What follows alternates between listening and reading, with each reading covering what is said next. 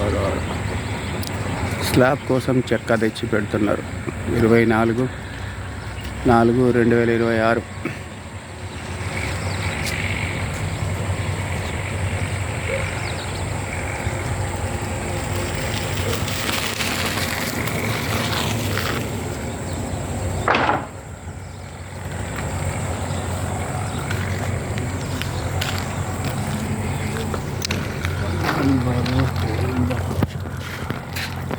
ఇక్కడ ఏం పోదు, మొత్తం కెమెరాలు ఉన్నాయి.